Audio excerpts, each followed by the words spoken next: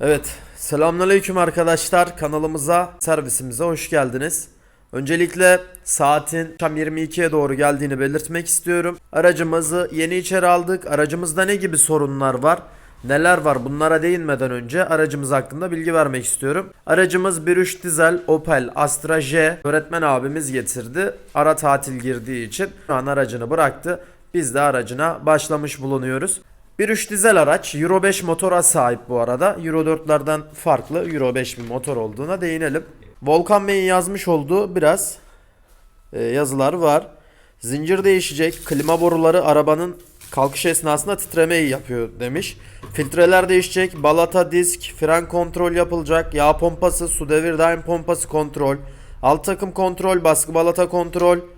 Yağ kaçakları varsa giderilmesini istemiş. Egzozdan duman kokusu geliyor çok fazla diye notlarını bizimle paylaşmış. Biz her zaman buraya gelen müşterilerimizden diyoruz ki kağıda güzel bir şekilde eksiklerini yazarsanız aracı içeri aldığımız zaman daha detaylı bir çalışma yapacağız. Bu yüzden de bunu belirtmek istiyorum. Astra J arkadaşlar.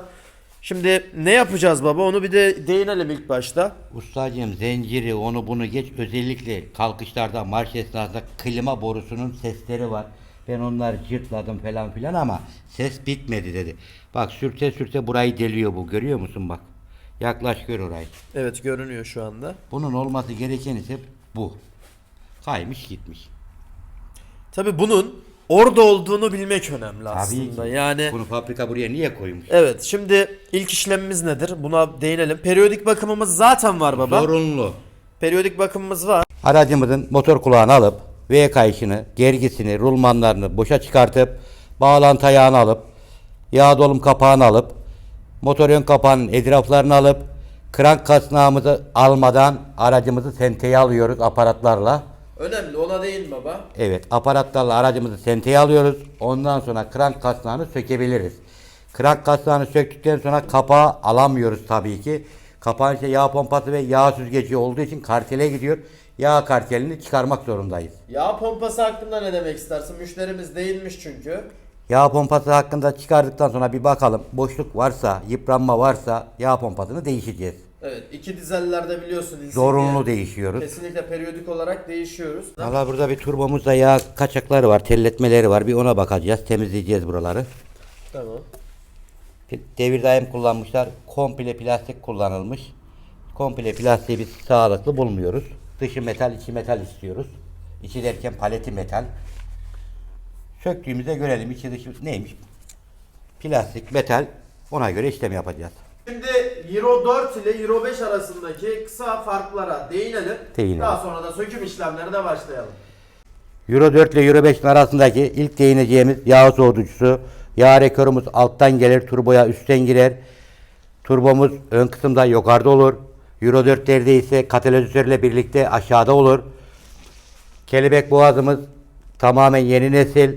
Enjektör ve elektrik tesisatımız yeni nesil. Yağ dolumu yağ soğutucudan olur. Euro 5'lerde ise motorun ön kapağından buradan dolar. Ve donanım olarak, motor beyni olarak farklı bir yazılıma sahip Euro 5'e dönüşmüş bir araç. Ama motor bloku, silindir gövdesi Euro 4 ile eşittir. Oksijen sensörü yine aynı şekilde üstte konumlandırılmış. Buradaydı biliyorsun Evet. Euro 4'lerde. Egere'miz tamamen değişiklik gösteriyor Euro 4'e göre. Konumlandırma olarak farklılıklar var. Yazılımsal olarak da farklılıklar var deyip arkadaşlar videonun söküm aşamalarına geçiyoruz.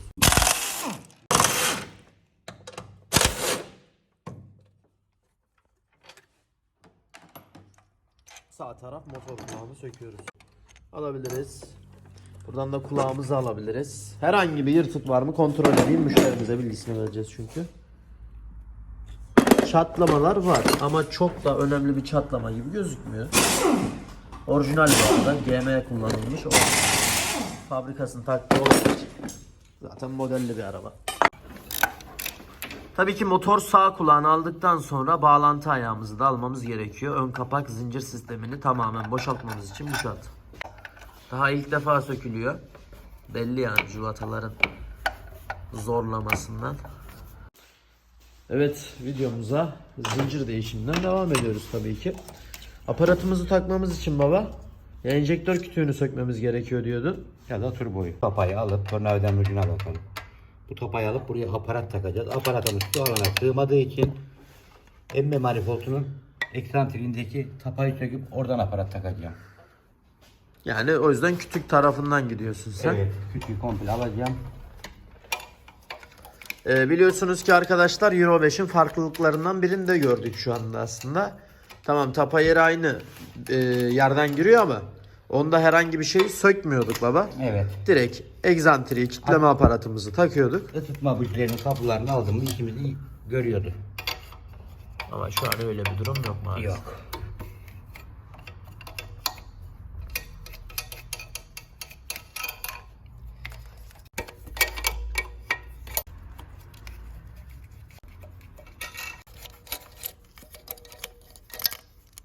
Tabii enjektörlerden kütüğe giden rekorları da almak zorundayız. Yakıt boruları diye geçer.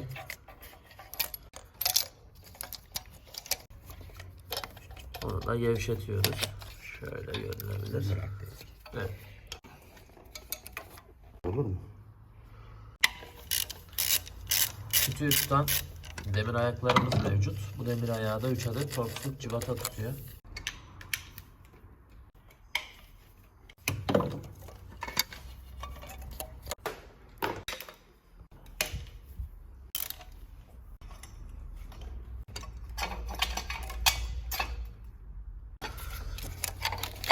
Evet, mazotlar üstünden akmaya başladı. Evet, kütüğümüzün içindeki yakıt. Tamam, akıtmaya gerek yok. Onu alalım. Bu enjektör kütüğü düz bir boru. Ucunda rail sensörümüz var. Evet. Çok önemli bir sensörlerden birisi arkadaşlar. Bozuk olduğunda beyaz duman atmaya kadar gider. Teklemeye, çalışmamaya kadar gider. Rail müşürü diye geçiyor. O yüzden önemli parçalarımızdan birisi. Gördüğünüz gibi kütüğü aldıktan sonra emme manifoldunun kısmen üstlerini daha rahat görmeye başladık. Sebebimiz, evet baba, şu tapayı bir göster. Evet, burası tapa yeri. Egzantriği kilitleyeceğiz. Evet, aparatı şu takacağımız yeri açmak adına şu görmüş olduğunuz civatayı sökeceğiz.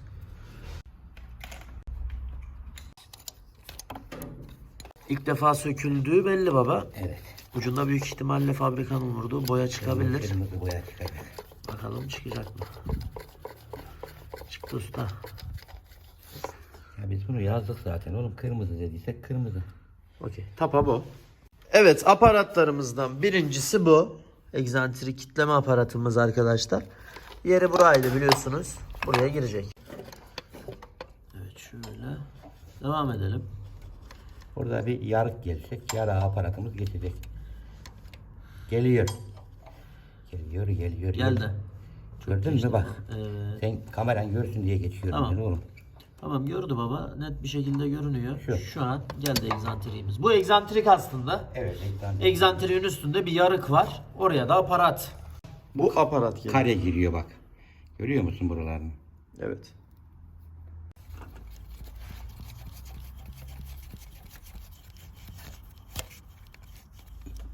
Gördün mü? Sen alttan tabii hareketi veriyorsun baba. Hareketi ver, ben buradan tekrar göstereyim.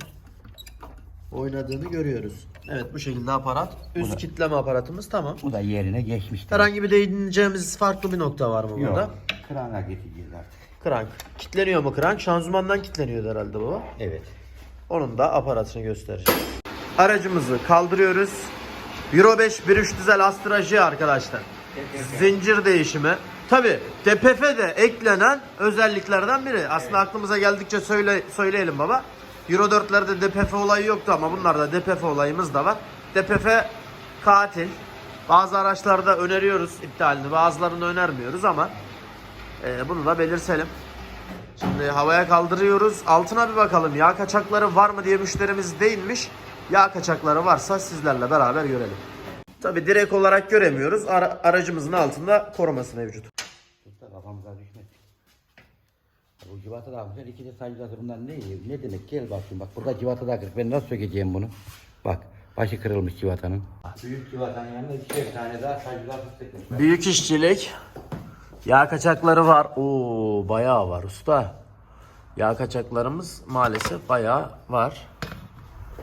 Burası yağ göleğine dönmüş artık. Göletine diyelim. Sökünce daha net göreceğiz. Evet, Anadolu'nun kapısını açıyor gibi korumamızı sökmeye başladık. Bir sürü civata. Büyük ihtimalle büyük civata yalama olmuş. Da bir tane sıkmaları yeterliymiş. Üstüne somun da koyabilirlerdi. O da ayrı bir mevzu. İkili atmışlar. Tabi sağlam olmuş mu? Olmuş. Orası ayrı. Korumanın düşmemesi için şimdi alacağım. Evet, şurası da krank bölümü, devir daimi, klima kompresörü. Altta karter bölümünde kaçaklarımız mevcut. Ona değinmiştik yine yukarı bölümlerde. Şöyle gösterebilirsem yine kaçaklar. Koruma. Evet, şimdi koruma çıktığına göre daha detaylı çekebilirim. Yağ kaçağımız var. Bakın buralarda daha da yoğunlaşmış bir yağ kaçağı görebiliyoruz. Karter bölümünde var.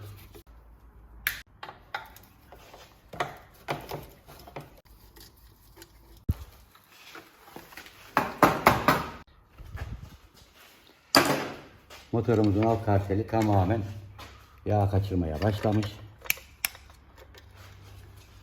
Aparatı gireceğimiz yani sokacağımız yer burası. Biliyorsun şanzıman bölümünden demiştim. O delik bu delik arkadaşlar. 15 yıldızla krankı döndürürken Oynatacağız ileri geri. aparatı takacağız. Girdi. Gördün mü? Bak şu an yok. Yerini bulduğuna emin olalım. Tamam. Bu. Yağımızı boşalttık. Motor yağını boşalttık tabii ki. Evet. Bu arada tapanın da yalama olduğuna değinelim baba. Bak silikon çalmışlar komple tapaya. Görüyor musun? Silikon. Hı Sıvı hı. conta. Zaten kaçırmış. Evet. Yağın durumu. Tabii ki yağın renginden durumunu anlayamayız ama Al burada da, rengi de burada da kötüleşmiş. görebilirsin. Gel. Aydınlığa gel. İçi yağlama ve sıvı conta bak. Evet. Evet arkadaşlar, şimdi Yağ pompası pompasını ve motora ön çıkardık. kapağı. Ön kapağı da çıkardık. Zincirimiz üzerinde onu da çıkaracağız. Zinciri artık görüyoruz. Contalarımız. Altında bir conta var. Şu kırmızı conta. Zincir paletleri, yağ gergisi ve üstteki dişliyi set halinde alacağız. Alttaki dişli de mevcut. Sen buraların yağ kaçağını bir çek bak o arkaları. Şöyle çekeyim baba, üstüme de damlamadan. Bu şekilde. Yağ kaçaklarımız da var. Burada zincirimizin zaten görüyoruz. Gergisi artık basmıyor. Ömrünü tamamlamış. Son Gergi dediğimiz şu değil mi baba? Pim, bomba. bu. Genellikle pim olur arkadaşlar. Evet. Çekeriz. Gerdirme işlemini yapar. Zincir işlemi tamam gibi. Söküm işlemleri tamam. Devir daim zaten üstündeydi. Söktük. Evet söktük. Bak yeri burası. Devir daimi söktük. Evet, aracımızın su devir daimi, su pompası ne derseniz değişecek bu da. Aynı şekilde aracımızın V kayışı da değişiyor. Burada Gergi kütüğü. set olarak değiştireceğiz. Gergi kütüğümüz değişiyor. V kayışının gergi kütüğü. Zaten bunların hepsini video içerisinde bulacaksınız. Saatimizi gösterelim. Akşam çalışma daha iyi oluyor usta. Akşam telefonlarımız biraz daha susuyor. Gelen giden olup usta buna bak, usta şuna bak, ben ne yaparım, ne zaman gelirim, gün ver, randevu ver. Akşama kadar 2-3 saatin boşa geçiyor. Gelen insanlara hoş geldin, beş gittin, halini hatırını sormazsan, derdini dinlemezsen yüzümüze bakmaz oluyor. Yüzüne bakarsak işten geri kalıyor. Onun için akşam fedakarlık yapıp çalışıyoruz. Bu şekilde de aracımızın arka görünümü mevcut arkadaşlar. Astra J güzel bir kasa yapısına sahip araçlardan birisi bana göre. Evet, ben şu an yukarıya tırmandım. Babamın alttan sökerken sizlere gergiyi göstermek istiyorum. Hem de ışık da olmuş olur şöyle. Paletimiz. Evet, paletin biri. Evet. Gergisi burada. Gergisini tabii.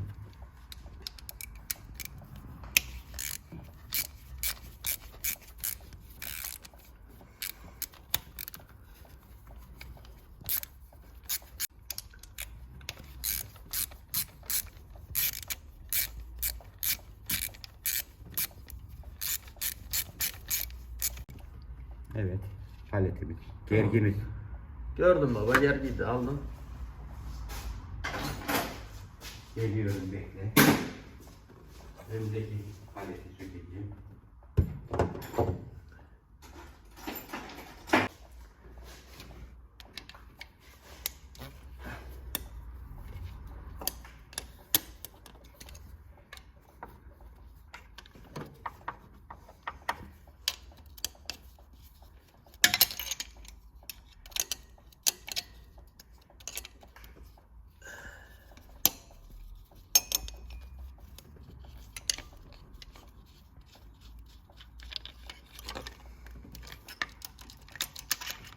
Zinciri oradan kaldır al.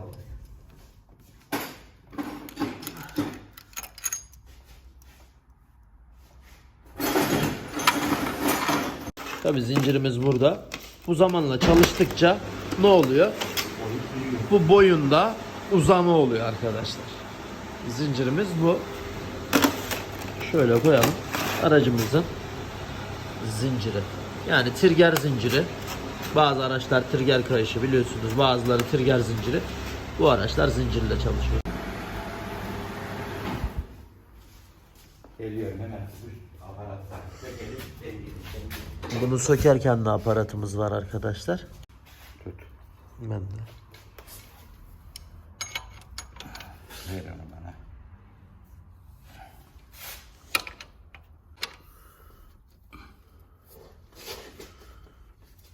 Çekelim aşağı.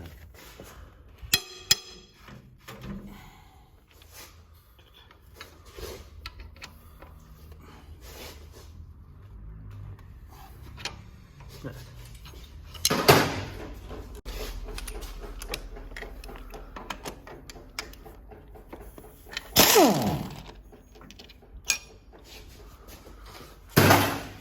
Güzel bir yere. Evet, merhabalar. Tekrardan devam ediyoruz. Opel Astra J aracımızın zincir işlemine başlamıştık. Zincirin eskisini görmüştünüz. Burada da yeni paletlerimizle, dişlilerimizle zinciri görüyoruz. Aynı zamanda yağ gergimiz de yenilendi. Zincir bölümü bu şekilde arkadaşlar. Zaten biliyorsunuz buradan aparatımızı takmıştık. Alttan aparatımızı takmıştık. Su devir daimi gelecek. Su devir daimini takacağız. Gergi kütüğü değişiyor bunun yanı sıra. Zinciri şöyle sizlere detaylı olarak göstereyim.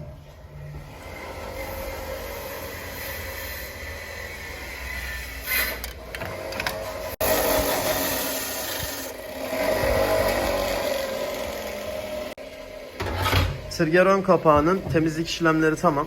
Yüzeyin pürüzsüz olması gerekiyor. Herhangi bir conta kaçağının olmaması adına. Bu şekilde gösterelim arkadaşlar. Sıvı conta işlemini yapıyoruz. Üstüne contamız var. Bu şekilde devam edeceğiz. Aynı zamanda periyodik olarak bakımını yapıyoruz. Burada yeni V kayışımız var. Vantilatör kayışı. Fren balatalarımız yenileniyor. Su devir daimimiz, pompası biraz önce bahsetmiştim. Bu yenileniyor. Eski çıkanımız su devir daimi.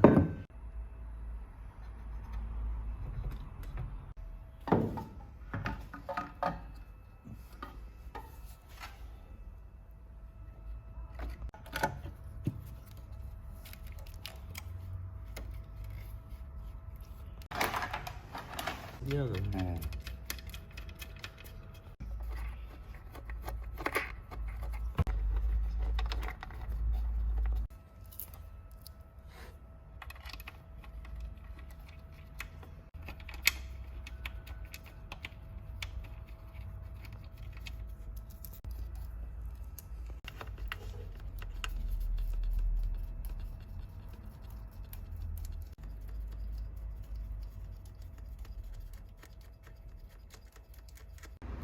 Aracımızın, yani daha doğrusu motorumuzun ön kapağını taktık. Civatalarını sıkma işlemini gerçekleştirdik. Şu an zincir hazır. Tabii ki altta motor yağ karterimiz var. Ondan da acayip bir şekilde yağ kaçakları vardı biliyorsunuz. Onun da sıvı contasını yenileyeceğiz. Alttan karterimizi takacağız. Daha sonra periyodik bakımlarımız var. Yağ filtresi, hava filtresi gibi motor yağını koyacağız arkadaşlar. Ve devam edeceğiz. Ve kayışımız yine bu bölümde duruyor. Enjektör bölümüne geçtiğimiz zaman aparatı aldıktan sonra tabii ki buranın enjektör kütüğü vardı, rekorları vardı hatırlıyorsunuz. İşte soketleri var. Enjektör bölümünü de tamamlayacağız. Aracı yavaş yavaş bitirmeye devam ediyoruz.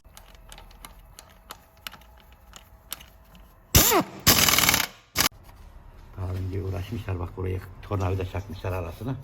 Göstereyim ben. Şurası değil mi? Evet. Aracımızın motor yağ karterine taktık. Bu arada tabii ki civatalara kadar temizledik arkadaşlar. Şöyle göstereyim. Hem yıkadık hem de tel fırçayla civataların somunlarını temizlemiş olduk.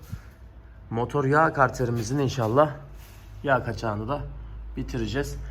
Civataları sıktım sayılır. Bir civatamız kaldı burada. Onun dışında herhangi bir eksiği yok.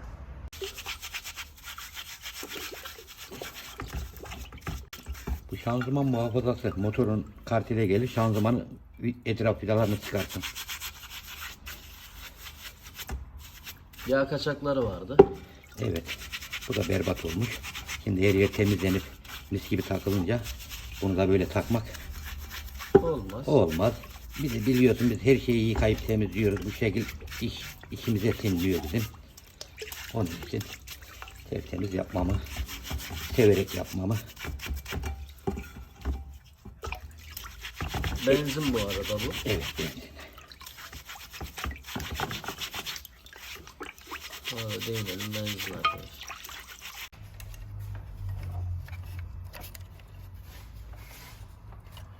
Enjektör kütüğünü yerine taktık. Yakıt borularını düşüyoruz.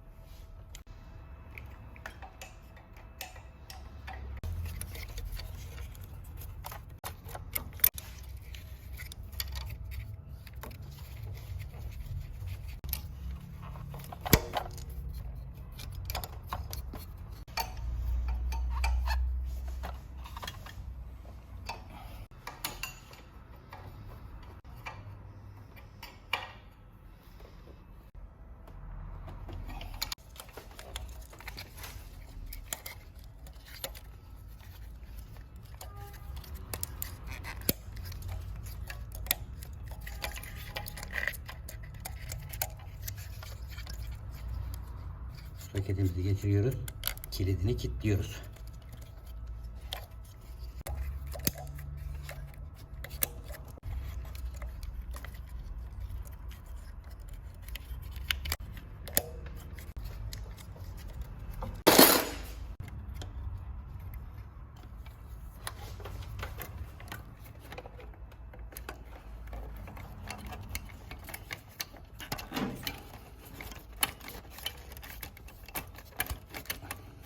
Buraya geldiğine emin olalım yerine.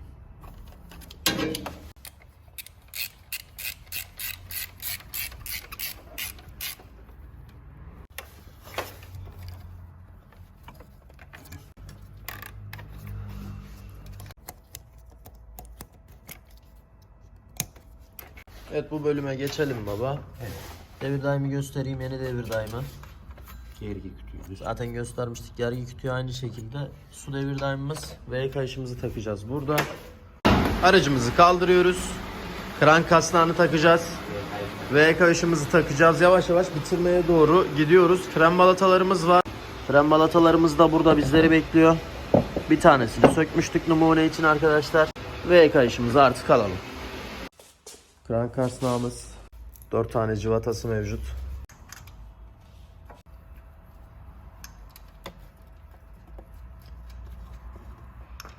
Motorumuzu 2 tur döndürdük. Siboba değiyor mu? Sentemizi kontrol ettik. Hiçbir problemi yok çok şükür. Yanlış bir hareketimiz siboplar yer, silindir kapağı söktürür bize. Zaten aparatla aldığımız için de sıkıntı Yine de olmaz da biz... kontrol amaçlı kontrol ediyoruz.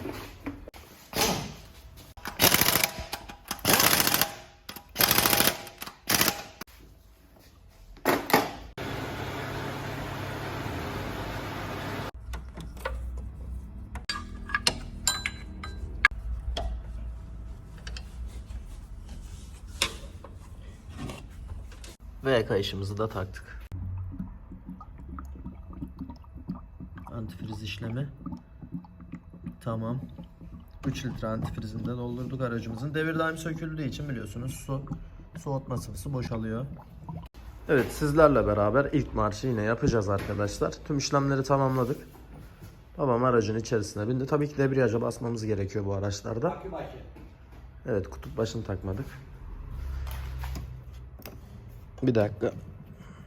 Bekle baba.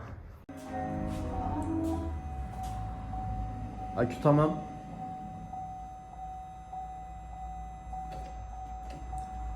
Tabii kontağı birkaç sefer açmamız gerekiyor.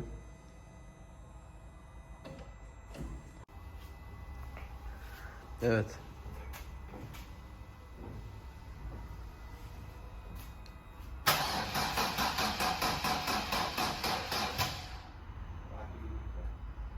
Akü çok zayıf. Zaten markası biraz kötü bir akü. Camı bir zincir kaldır yapamıyorum.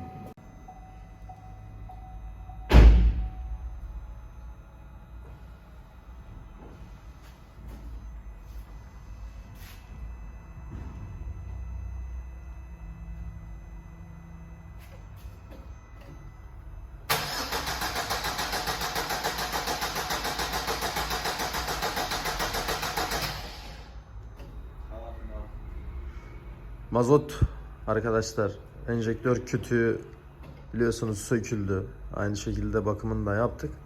Havasını alması gerekiyor. O yüzden birkaç sefer kontağın açılması lazım.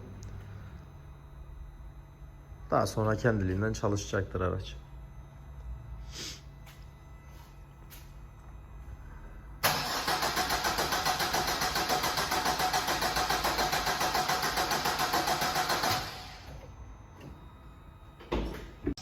Ben içeriye geçiyorum. Bakın havalar çıktı. Diğerini de gevşet istiyorsan.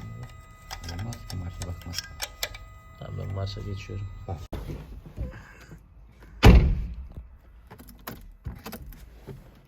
Basıyorum.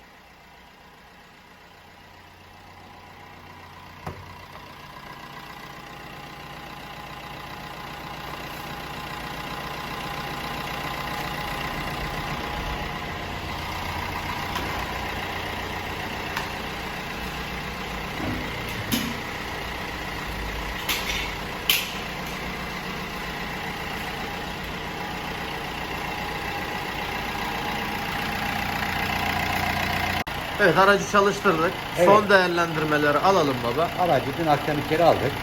Zincir söküm aşaması, ön kapak, yağ tarkeli, krem balataları, alt takım kontrollerini yaptık. Zincir değişimini yaptık. Bakımlarını yaptık.